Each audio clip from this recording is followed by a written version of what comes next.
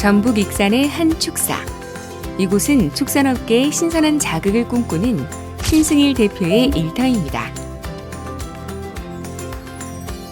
그는 자신만의 확실한 운영 철학을 바탕으로 우수한 성적을 거두었다고 하는데요.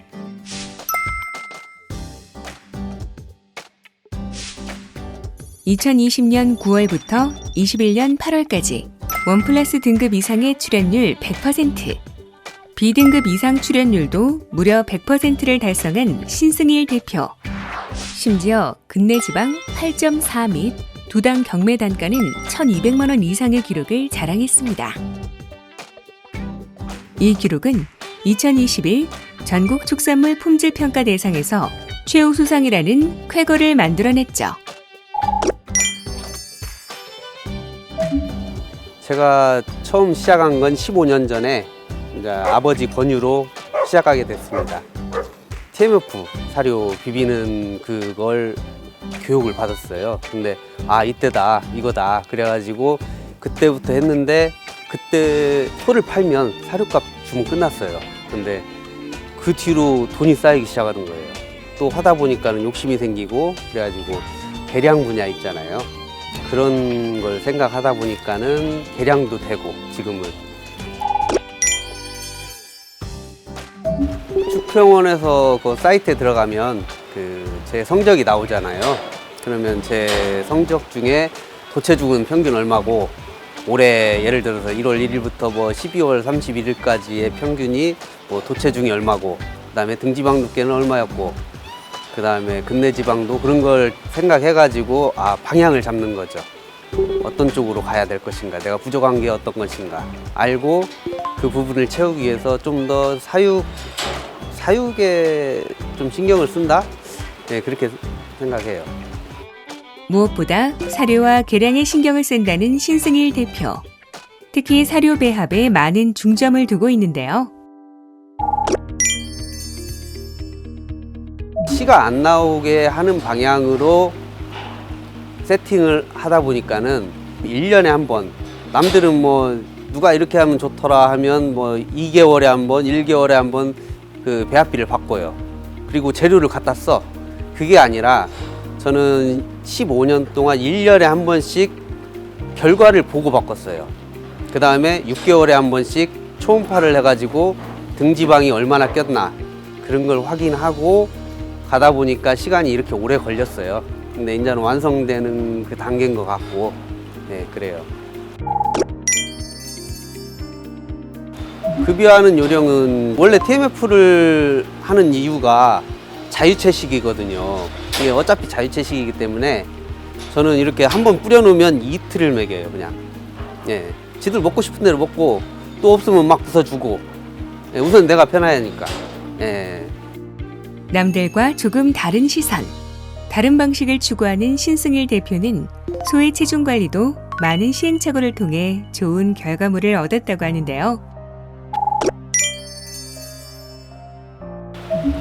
저는 소를 살찌우는 스타일이 아니라기보다는 씨가 안 나오게 하기 위해서 조절을 해가지고 지금 점점점, 옛날에는 다른 사람들이 한 경매장에 냈을 때 한 850만 원, 이렇게 900만 원, 1000만 원 받을 때 저는 소원이 뭐였냐면 우리 집도 700만 원만 받아봤으면 그게 소원이었어요. 근데 하다 보니까는 그 이상으로 올라가는 거죠. 예. 하다 보니까는 씨가 안 나오는 상태에서 찰로 살을 잘 찌는 상태, 그걸 만들다 보니까는 둥글둥글하게 안 되는 거죠. 어쩔 수 없이 소가. 그래서 남들이 오면 지금 출하할 때가 아닌데 라는 소리를 해요. 근데 나가보면 많이 나오거든, 돈은. 그러니까 그걸 아셔야 한다니까요, 사람들이. 예. 모두와 똑같은 길을 거부하고 자신만의 길을 개척하려는 신승일 대표의 열정은 밑바닥에서 지금까지 올라오는 징검다리를 만들어주었습니다. 어떻게 보면은 일하시는 데는 더 편하신 방식을 선택을 하셨다고 보면 될까요? 내가 살려고 소를 키는데 내가 죽게 생겼는데 그죠? 절대 그러면 안 돼요. 일은 적게 하고 돈은 첼로 많이 벌고, 네, 그런 방향으로 가야 맞죠. 출하된 기록들을 보다 보면은 네. 미경산호도 좀 상당히 좀 출하가 어느 정도 된 것이 있어요. 네. 저희가 이제 궁금한 것은 그런 암소를 그냥 출하용 비육을 시키는 때 그러니까 어떤 기준으로 선정을 하시는지가 좀 궁금해요. 근데 사람들은 생각할 때 교육을 가봐도 그래요. 위에 나이 먹은 소 중에 이제 작은 소를 쳐내라 이렇게 얘기를 해요. 그렇게 개량을 하다 보면 우선 생각을 해보세요. 뭐 8개월째를 사다가 그게 새끼를 가져가지고 새끼 낳고 그 새끼가 출하하기까지 몇 개월이 되나 사다가 해도 4년 정도가 걸려요. 그렇게 개량하다 보면 늙어 죽어요. 그렇게 하면 안 되고 우선 아는 집에서 사든가 장에서 잘 고르든가 해가지고 가져와서 수대가 검증되거나 형매가 검증된 소를 가져와 가지고 하는 게 훨씬 빠르다는 거죠. 그래서 저는 그렇게 가져와서 했고 그래도 10년 정도가 걸려요.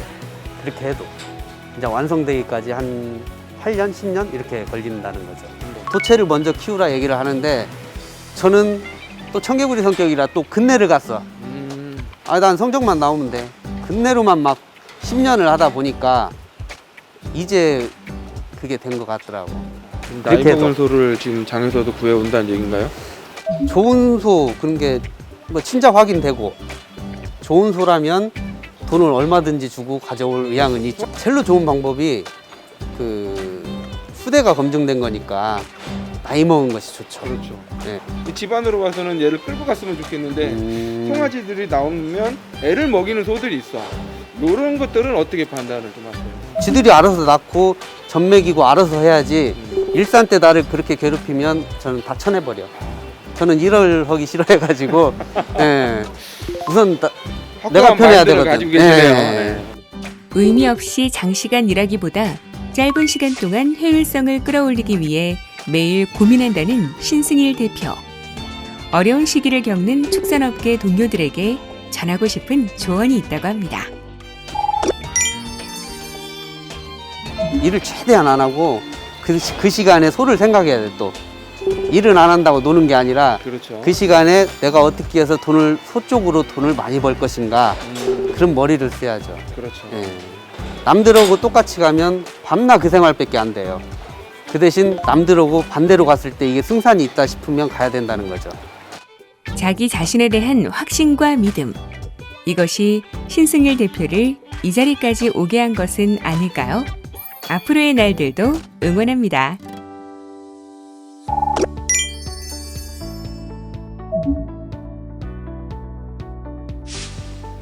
이번에 보신 영상은 익산의 신승일 사장님 목장입니다. 이제 굉장히 경력이 어느 정도 있으셔서 노동에 치이지 않도록 편하게 일하시는 것을 항상 추구하시는데요. 영상을 쭉 보시면서 특이사항들에 대해서 말씀해 주시면 감사하겠습니다.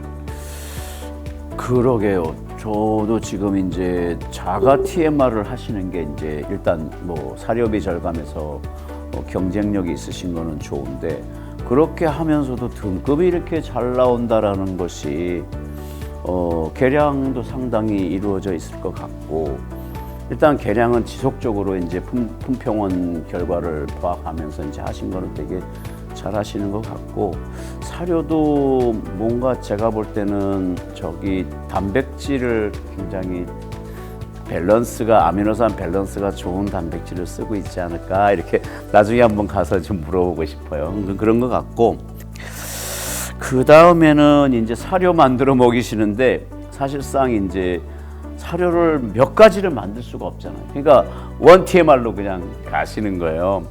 그러다 보니까 이게 암소에 맞춰 놓으면 비육에 안 맞고 비육에 맞춰 놓으면 암소가 살찐다는 얘기를 여기 지금 하잖아요. 그렇죠? 근데 지금 현재는 번식후에 맞춰 놓은 것 같아요. 그러다 보니까 약간 좀 덜 올라오는 것 같다고 그래요.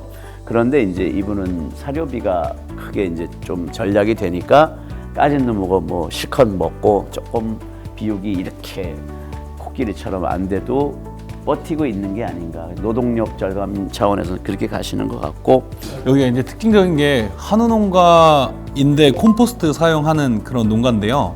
이제 콤포스트라고 하면은 일반적으로 이제 일본에서부터 먼저 시작한 그 세로형 발효기를 일반적으로 콤포스트라고 합니다. 그래서 콤포스트의 장점은 아무래도 세로형으로 있기 때문에 공간 지배학적인 특징이 있어요. 그래서 좁은 공간에 가축 분뇨를 빠르게 분해시킬 수 있다는 장점이 있는데 가축 분뇨를 쌓아두고 바람을 불어넣어서 미생물의 활성을 올리는 방법이거든요. 그래서 거기에 미생물도 투하해주고 하기 때문에 온도가 빨리 올라가는 장점이 있습니다. 이제 온도가 빨리 올라가게 되면 그 안에 들어있는 수분의 증발이 매우 빨라서 포슬포슬하게 건조된 형태로 가축 분뇨가 볼륨이 줄어서 나오는 그런 장치예요. 콤포스트의 단점은 그 과정에서 나온 악취 관리가 잘 안 된다는 면이 있어요. 콤포스트 장비를 이제 도입하려고 하시는 분들, 농가들이 있으신다고 하면은 그 악취 관리 부분에서 꼭 이제 설치한 업체에 꼭 물어보셨으면 좋겠습니다. 그런 부분에 있어서 아직까지는 해소가 잘 안 되는 부분들이 있기 때문에. 전기세 부분은 보통 어때요? 전기세 많이 나가요. 이제 특히 이제 콤포스트 같은 경우에는 양돈 농가에서 굉장히 많이 쓰고 있는데, 양돈 농가 같은 경우에 전기세가 큰 농가들은 뭐 몇 천만 원 단위도 나오고 몇 백만 원 단위도 그냥 나가는 편이기 때문에, 왜냐면 ICT 장비가 훨씬 많이 붙어 있어요. 전기세가 많이 들어간다. 근데 이제 이 농장 같은 경우에는 자가 TMR로 그 비용을 줄이고 전기세를 그걸로 내는 것 같습니다. 한 40만 원 얘기하더군요. 네. 근데 40만 원보다 사실은 실제 계산을 더 나가는 경우가 훨씬 많아요. 보통은 뭐 저수 농장들 보면 한 100만 원, 150만 원 맞아요. 평균 예, 그렇게 나가는데 이 농장은 많이 안 돌리시는 근데 거예요. 얼마나 쓰는지에 따라 달려 있겠지, 그죠? 배출되는 분유 양이 그렇게 많지는 않아요. 맞아요. 예. 한우다 보니까 수분 함량도 낮고 해서. 그러고 보면 지치지 않게 오래 그러니까 일을 즐기면서 할 수 있는 방법을 많이 추구하시는 게 저는 좋다고 생각합니다. 목장을 운영하는 데 있어서 여러 가지 지표 중에 하나가 뭐냐면 트러블 프리, 문제가 없이 편안한 목장도 사실은 굉장히 중요하거든요. 어떤 사람은 한 달에 100마리 가지고 1000만 원 버는 사람이 있고, 어떤 사람은 100마리 가지고 500만 원만 벌어도 누가 더 지속적으로 할 수 있는가의 평가, 지속성에 대한 가치 평가가 좀 돼야 되고, 트러블 프리 목장을 구현하는 것도 되게 중요합니다. 영상에서 보면은 계속 노동을 최소한으로 하신다는 말씀을 하시는데 항상 소에 대해서는 계속 생각을 하시는 걸로 나와 있습니다. 데이터도 계속 찾아보시고 도축 결과 같은 것들도 계속 모니터링을 하시고요. 그러니까 육체적인 노동은 줄이시되 또 그만큼 신경은 많이 쓰신다는 그런 입장인 것 같습니다.